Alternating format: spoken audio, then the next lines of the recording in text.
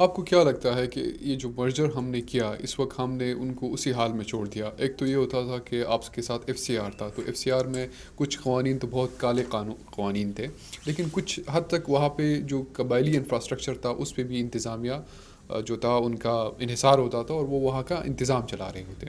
اب یہ ہوا کہ آپ نے یکدم سے اس کو مرج کر دیا اور آپ نے پورا جو قانون تھا اس کو ایکسٹینڈ کر دیا۔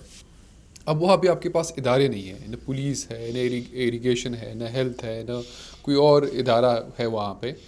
تو اگر ادارے نہیں ہیں، ان کی بلڈنگز نہیں ہیں، تو وہ وہاں پہ کام کیسے کریں گے؟ اور وہاں یہ 5 سال قبائلی اضلاع میں کیسے گزرے؟ پہلے کون سا کام ہوتا تھا قبائلی اضلاع میں؟ سندھ کی 3 سینیٹرز نے جو سندھ سے منتخب ہوئے تھے، انہوں نے شمالی اور جنوبی وزیرستان اور اضلاع میں تقریباً 14 ایسی اسکول بنائے ہیں جو محکمہ تعلیم کو ہینڈ اوور ہی نہیں ہوئے۔ اسکول بنایا گیا، لوکل ملک کے حوالے کیا گیا، اور اس لوکل ملک نے اس کو اپنا استبل بنایا تھا۔ کم از کم مرجر کے بعد یہ والی سچویشن تو ختم ہو گئی نا۔ لیکن یہ بات آپ کی کافی حد تک صحیح ہے کہ وہ فنڈ جو تھا وہ وفاق دے ہی نہیں رہا ہے، منصوبی دے ہی نہیں رہا ہے، تو اس کے لیے مسئلہ ہوگا۔ لیکن یہ سوالات جو ہے وفاق سے کرنی چاہیے۔ اب سوال نقطہ یہ ہے کہ جب دفاتر ہے ہی نہیں وہاں پر تو کیسے خرچ ہو؟ پہلے بھی وہ نہیں ہو رہا تھا، لیکن چند لوگ ایسے تھے جو میڈیا پہ آتے تھے، جو کیمرے کے سامنے آتے تھے، جو بولتے تھے، جو قبائلی ملک ہوتے تھے کہ ہاں یہ ہوتا تھا، یہ ہوتا تھا پہلے۔ کم از کم ان لوگوں کے اختیارات کافی حد تک ختم ہوتے۔ وہ جو پولیٹیکل ایجنٹ کے دفتر کے باہر ایک لمبی لائن 500 سے لے کر 5000 والی روپے والی ہوتی تھی، وہ لائن اب ختم ہو گئی ہے۔ اس لائن میں بہت سے ایسے کردار ہیں جو اب میڈیا پہ آ کے بتاتے ہیں کہ ہم نے نہیں بتایا تھا کہ یہ ہوتا ہے۔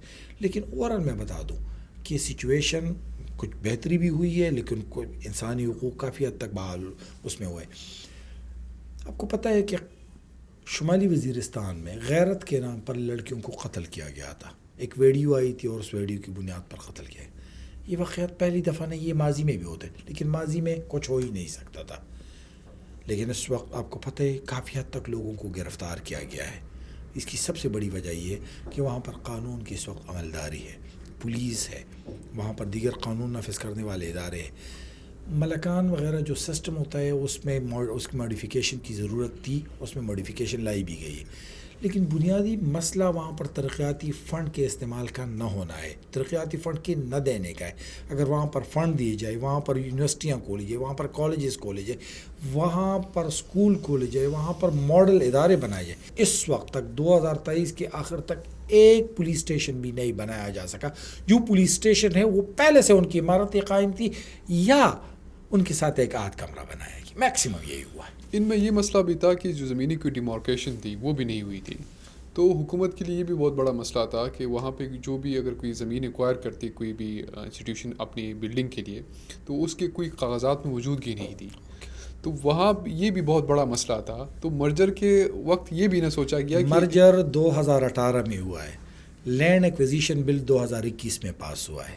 اب آپ اندازہ لگا لیں، لینڈ ایکویزیشن بل کے تحت یہ لازمی ہوتا ہے کہ سرکار کو جہاں زمین کی ضرورت ہوتی ہے وہاں پر سیکشن 4 لگایا جاتا ہے۔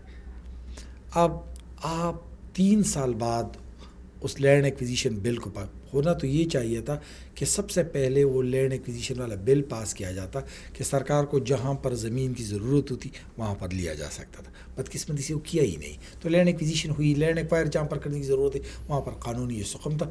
اب قانونی سقم دور ہوا ہے تو پھر فنڈ ہی نہیں ہے۔